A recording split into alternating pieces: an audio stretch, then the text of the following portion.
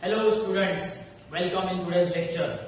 In the previous lecture we have started question tag और question tag में हमने दो तीन टाइप के रूल देखे थे कि जैसे if there is auxiliary verb like am, is, are, was, were, has, have, shall, will, can, could, may, might, इसके जैसे अगर auxiliaries होते हैं तो auxiliaries को हम रिपीट करते हैं. जैसे is का हम isn't लिखते हैं, was का हम wasn't लिखते हैं, या has का हम hasn't लिखते हैं, can का हम can't लिखते हैं, या could का हम couldn't लिखते हैं, ओके, are का हम aren't लिखते हैं, were का weren't लिखते हैं, राइट.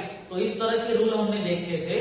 और दूसरा नियम हमने देखा था कि if the sentence is affirmative, the question tag is negative. Question अगर affirmative है तो क्वेश्चन सेंटेंस अगर affirmative है तो क्वेश्चन टैग नेगेटिव है. और अगर सेंटेंस नेगेटिव है, if the sentence is negative, then the question tag is non-negative. Question tag क्या है?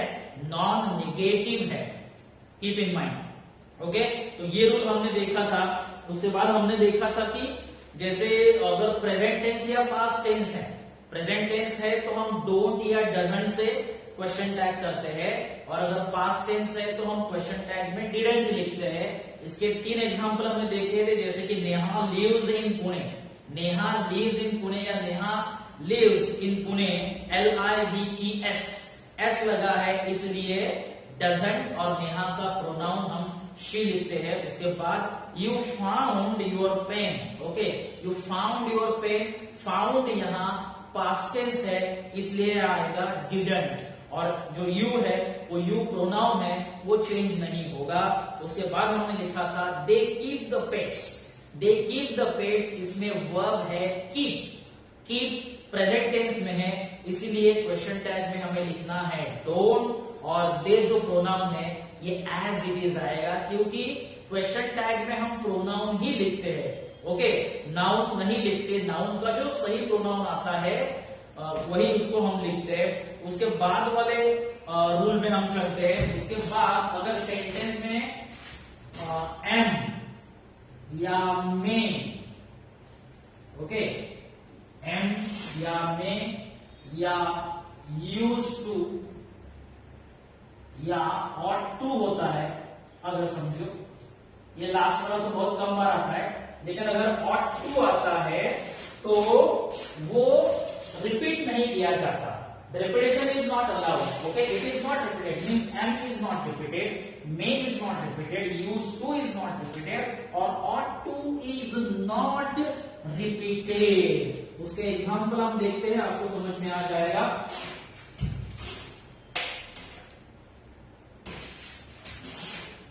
First example, I am late for the program.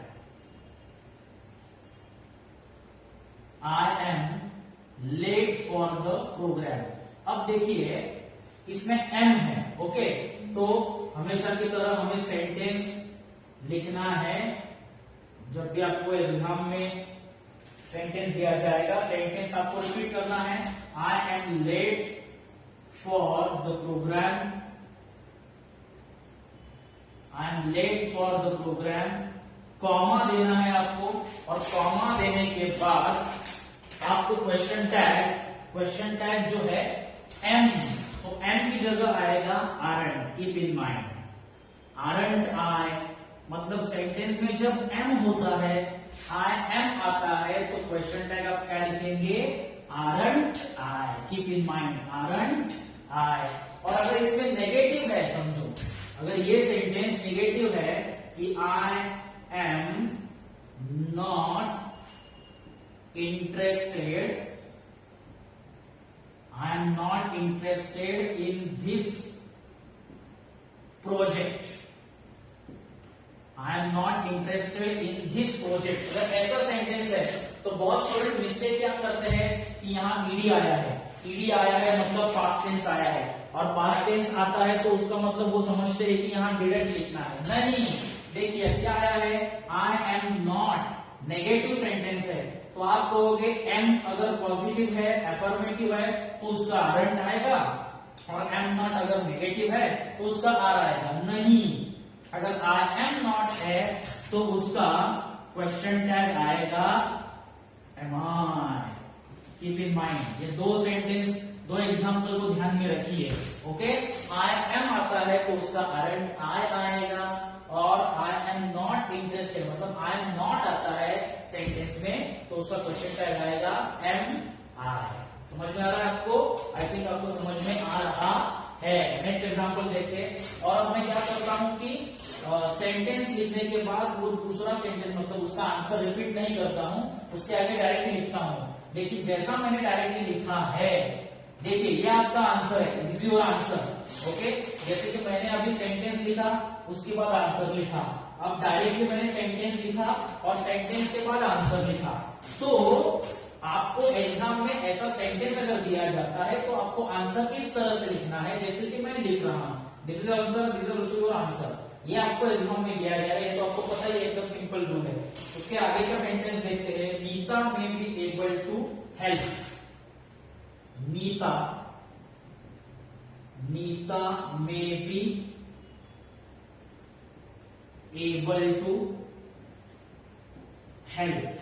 Nita may be able to help. अब देखिए इस sentence में क्या है, मे बी, मे आया है तो मे को रिपीट नहीं किया जाएगा, मे का क्वेश्चन टैग आएगा माइटंट। माइटंट शी, क्या आएगा, माइटंट शी। कीप इन माइंड, ये बहुत ही सिंपल टॉपिक है लेकिन हम अलग अलग टाइप के एग्जांपल देख रहे हैं। Okay, next example, he used to work with you. He used to work with you. He used to work with you। Okay, उसके बाद हम इसका क्वेश्चन टैग करेंगे। अब used to आया है, ओके, तो used to का मतलब ये पास्ट टेंस है, तो पास्ट टेंस है इसलिए इसका क्वेश्चन टैग आएगा didn't। didn't सब्जेक्ट क्या है, he, तो he का सब्जेक्ट ही आएगा, didn't he। अलग अलग प्रकार के एग्जांपल कैसे सॉल्व कर रहे हैं हम पूरी तरह अच्छी तरह से देख लीजिए carefully. Okay, last example, we ought to ring her now. Fifth example और इस टाइप का last example, we ought to ring her now. We ought to ring her now. Comma देना है, कॉमा को भूलना नहीं है, सेंटेंस लिखने के बाद आपको कॉमा देना ही है। उसके बाद अगर ऑट टू सेंटेंस में है तो उसका वर्ब हम क्वेश्चन टैग में लिखेंगे shouldn't we, question mark, shouldn't we. Okay, समझ में आया आपको? 5 एग्जांपल्स हमने टोटल देखे। आई एम, उसका क्वेश्चन टैग आएगा अरंट आई क्योंकि एम है। आई एम नॉट अगर है तो क्वेश्चन टैग आएगा एम आई क्योंकि ये नेगेटिव है तो इसका क्वेश्चन टैग अफर्मेटिव आया है। तो इन दोनों एग्जांपल को ध्यान में रखिए, ये दो एग्जांपल बहुत ही अलग एग्जांपल है क्वेश्चन टैग के। Okay, then Nita may be able to help, अगर मे है तो क्वेश्चन टैग में हम लिखेंगे माइटंट।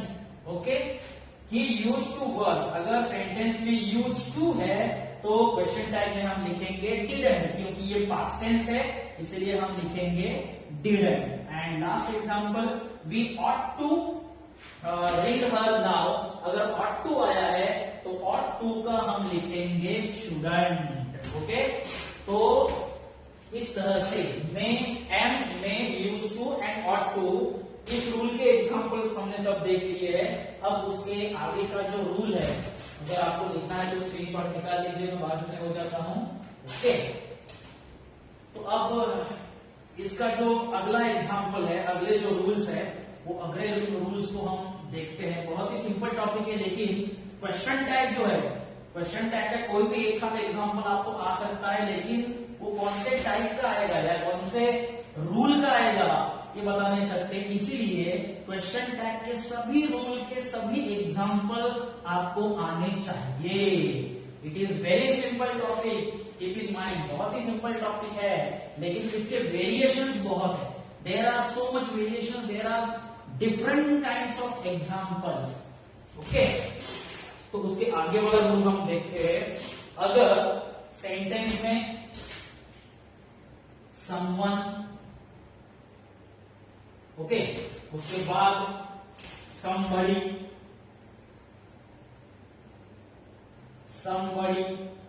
उसके बाद anybody, ओके, anybody के बाद anyone के बाद no one, nobody, no one है या nobody है, ओके, या everyone, everybody है, everyone या everybody है एज अ सब्जेक्ट. हाँ, ओके, ठीक तरह से पढ़ लीजिए. someone, somebody, anybody, anyone, no one, nobody, everyone, everybody. अगर इस तरह के प्रोनाउन आते हैं तो इन सभी के लिए हमको एक ही प्रोनाउन यूज करना होता है, और वो जो प्रोनाउन है वो प्रोनाउन कौन सा होगा? दे. ओके, इन सभी के लिए, क्योंकि एज अ सब्जेक्ट ये सब आते हैं.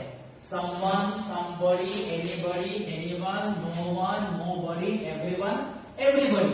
अगर इनमें से कोई भी प्रोनाउन सेंटेंस में आता है तो क्वेश्चन टैग में in place of that pronoun we have to use they.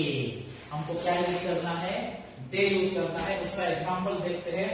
someone gets your breakfast,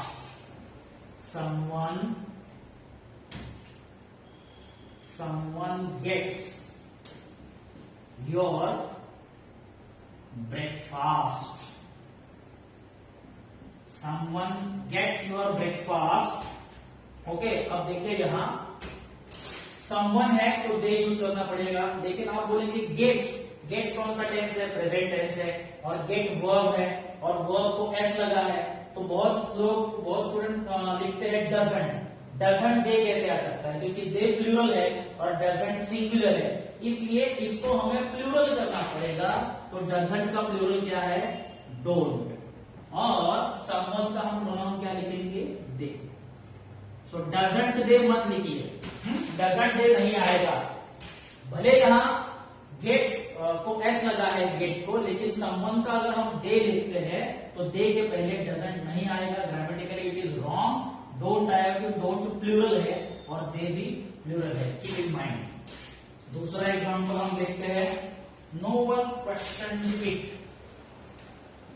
no one question it. Okay, comma दे दिया. No one question it. अब इसमें वर्ब कौन सा है? क्वेश्चन. ईडी लगा है तो कौन सा टेंस है? पास्ट टेंस है. तो यहां आएगा डिडंट. ओके, पास्ट टेंस है. और नो वन की जगह हमें क्या लिखना है? Sorry, no one question it. यहां डिडंट नहीं आएगा, डिडंट नहीं आएगा. क्यों डिडंट नहीं आएगा बताइए? क्योंकि नो वन नेगेटिव है तो यहां आ जाएगा डेड. क्योंकि डिडंट नहीं आएगा. डिडंट कब आता है? जब यहां समवन आता. लेकिन नो वन है, नेगेटिव सेंटेंस है, इसलिए डिड आएगा और प्रोनाउन आ जाएगा they. Okay, third example.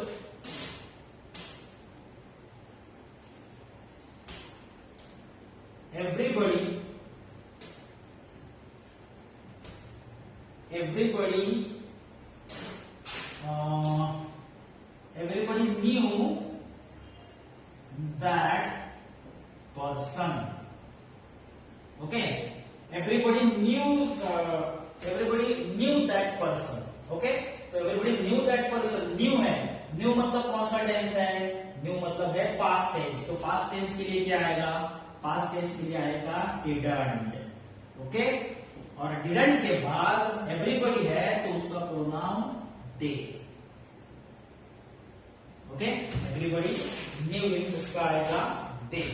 Okay, I think आपको समझ में आ गया होगा, तो इसमें डजंट, इसमें यहाँ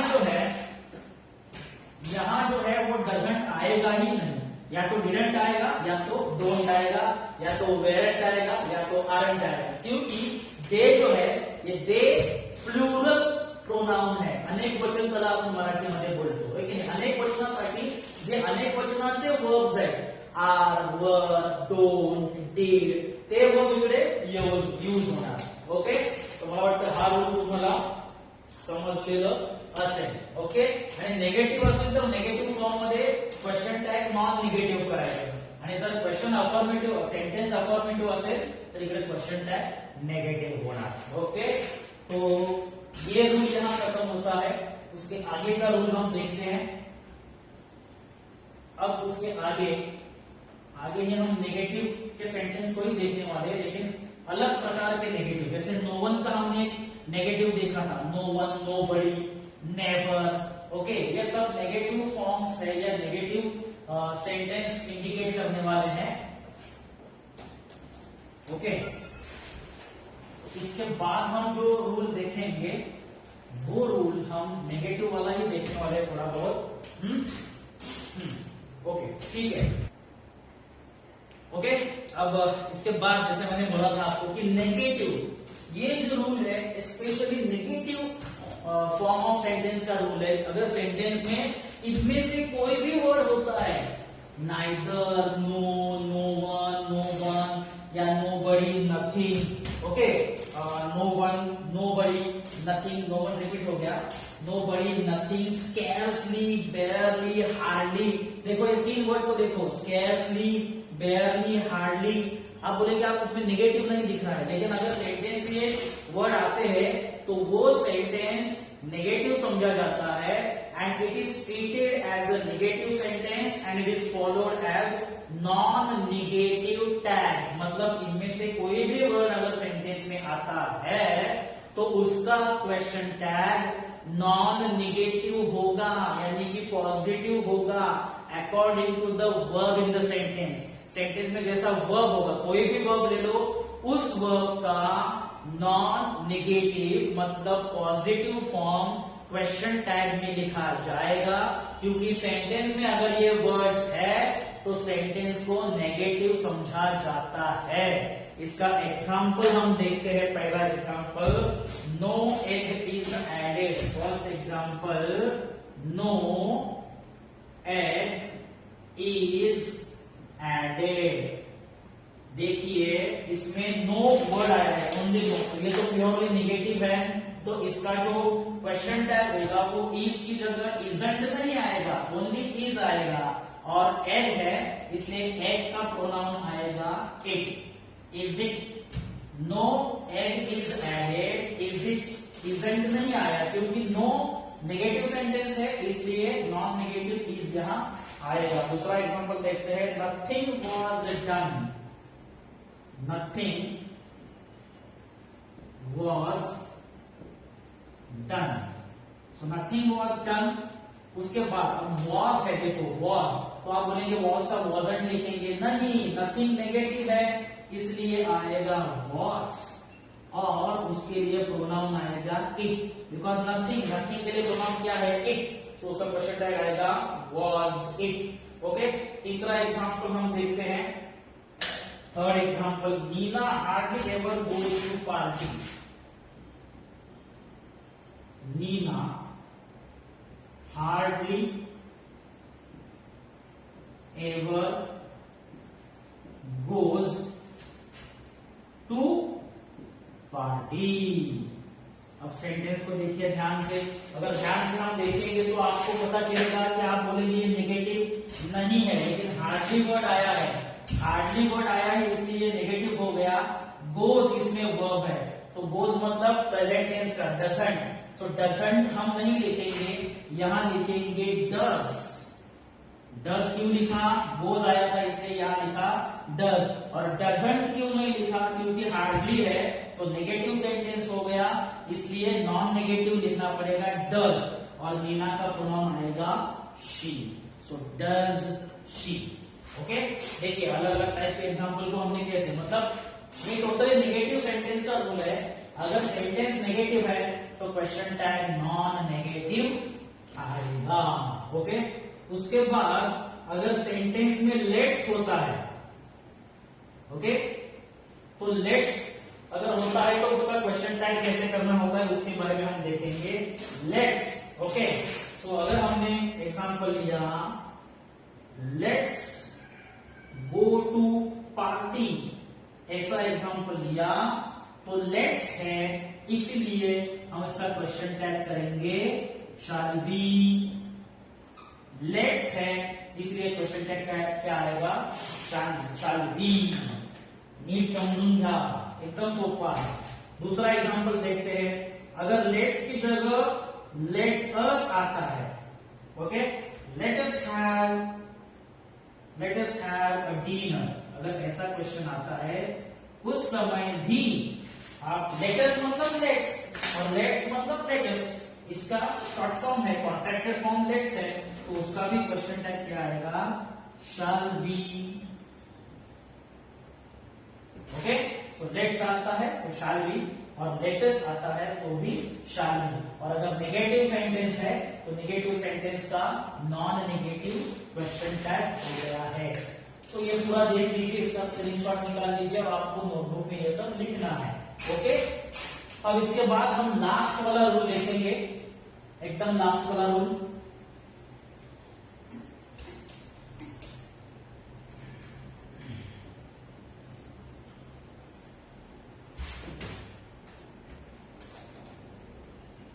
लास्ट रूल में हम देयर के सेंटेंस देखेंगे। अगर सेंटेंस में देयर आता है तो देयर की जगह हम देयर ही लिखते हैं, देयर को रिपीट करते हैं, लेकिन जो वर्ब है अकॉर्डिंग टू वर्ब उसको लिखना होता है।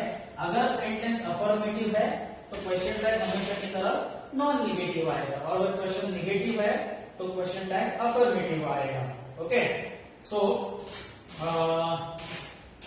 अगर देयर आता है तो हम देयर को ही रिपीट करने वाले हैं। ओके, देयर के सेंटेंस में हम देयर को ही रिपीट करेंगे। एग्जांपल देखते हैं, there is a lake near the building, there is a lake near the building. Okay, sentence कौन सा है, सेंटेंस है एफर्मेटिव, पॉजिटिव, इज आया है, तो इसका क्वेश्चन टैग हम मतलब वर्ब को हम करेंगे इजंट, क्योंकि ये अफर्मेटिव है तो इजंट करेंगे और देयर को ही रिपीट करेंगे। तो सेंटेंस का बिगिनिंग अगर देयर से होता है तो क्वेश्चन टैग में भी देयर आएगा। दूसरा एग्जांपल देखते हैं, there would be more choice, देयर would be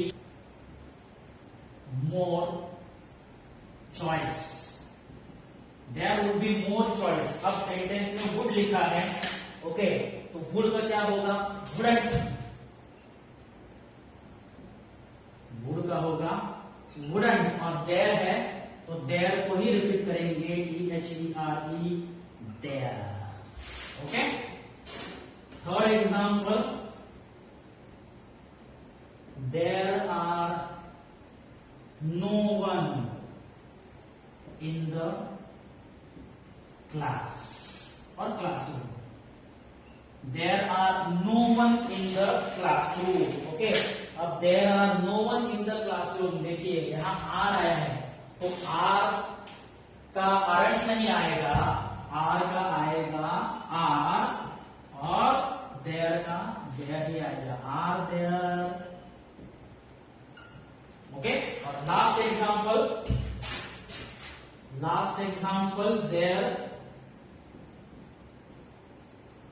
there should be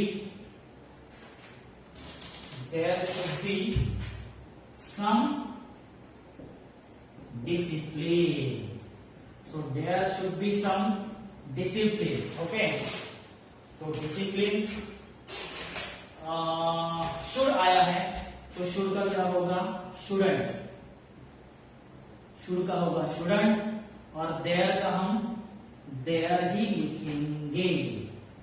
clear, तो ये हो गया देयर का रूल, और ये रूल क्वेश्चन टैग का लास्ट रूल था, इसके बाद खास कोई रूल नहीं है।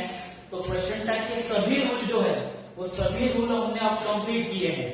आपको पता होगा कि 2 लेक्चर से हम क्वेश्चन टैग ले रहे थे, तो क्वेश्चन टैग का फर्स्ट टू एंड जो रूल है वो रूल्स अब कंप्लीट हो चुका है। मतलब क्वेश्चन टैग ये जो टॉपिक है ये टॉपिक कंप्लीट हो चुका है, सभी रूल्स को हमने कवर अप किया है। तो try to solve as many sentences at your home. Okay, तो आज के लिए हम इतना ही, बाकी का जो ग्रामर पार्ट है नेक्स्ट लेक्चर में देखते हैं। Thank you.